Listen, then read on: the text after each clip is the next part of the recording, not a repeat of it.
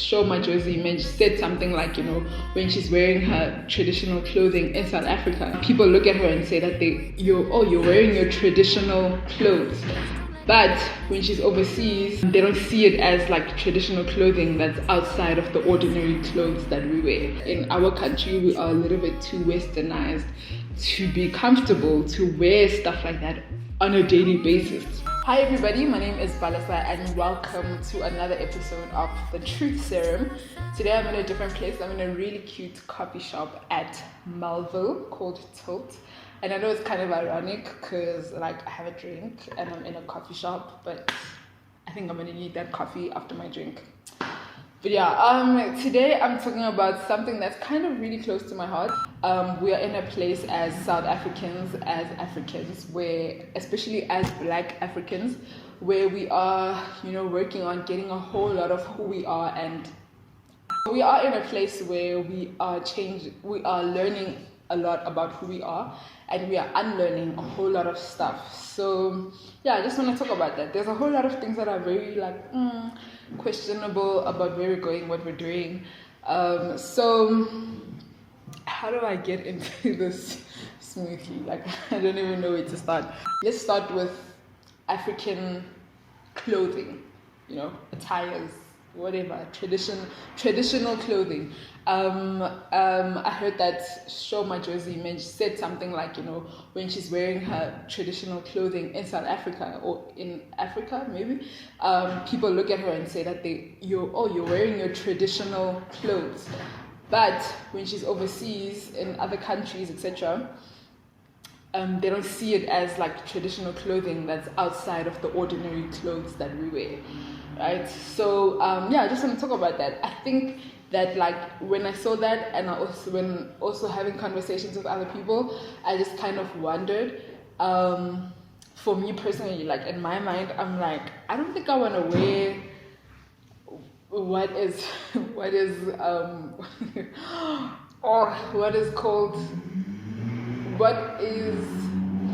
what's the word referred what is typically known as traditional clothing. I don't think I want to wear that every single day of my life, you know what I mean, because I don't know what the reason is, if I'm being honest. And then I heard that someone said that in our country we are a little bit too westernized to be comfortable to wear stuff like that on a daily basis. Just a few minutes ago, I saw a lady wearing this beautiful African print dress thing, and I was just wondering if she comes from somewhere, if she had an event to go to. It doesn't hit me that, maybe it's just a regular day or whatever.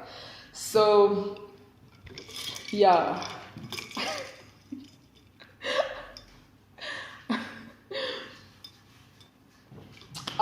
Yes, so that's kind of, I can't figure out how to put this question properly, but this whole thing that we are trying to do, getting our Africanness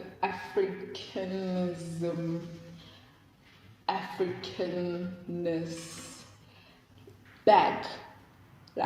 How do we get it back? And what exactly can we get back?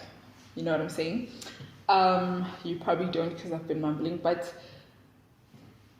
I just want to figure out how and at what point are we going to get to a place where things are just, the way it is. If I'm wearing my African print things, it shouldn't be a big deal. It shouldn't be you're going somewhere or, whatever. It shouldn't be seen as some kind of a fancy dress thing, because that's just who we are. And I've also realized that in other African countries, not South Africa, wearing your traditional clothes or things that are, what culture that you come from or tribe, it's normal wherever you go. But yeah, wow, I've been talking so long, I need to move on to my next point, which is, what's my next point? I was having a conversation. Well, actually, I wasn't even having this conversation. I was just listening. talking about certain traditions that Black people had for many years. For example, if you're going to do lobola negotiations, right? You have to lobola with the cow or the livestock that is in your yard or in your family's yard. If you're one of those families that don't have their own livestock, then you'd probably go buy it from another Black family. Now it's different and it's uncomfortable because we are in a place where we are trying to get our things back, But when you want to go lobola, if you still believe in that, you have to go and buy a cow or a sheep from somebody's farm. I don't want to say his race, but yeah, you have to go and buy it there.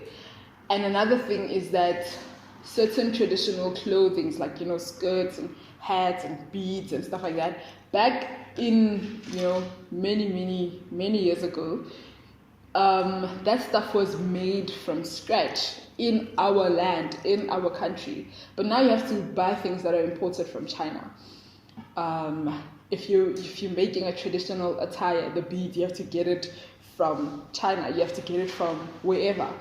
So it's like we are fighting to get our stuff back, but to what extent do we get it back? Like, do we really get it back? I mean, besides the, right now, when I don't want to get into the whole economy and land issue because that's a big one. But I don't know, man. I just don't know what it is that we can get back. Well, there's a lot we can get back. It's just like to what degree, you know what I'm saying? And I know that, I don't want to get political, but I know that a lot of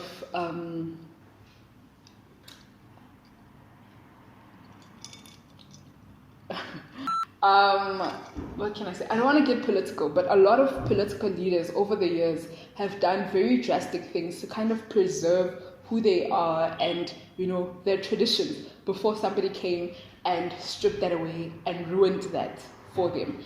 It's just that right now, things really look very insensitive.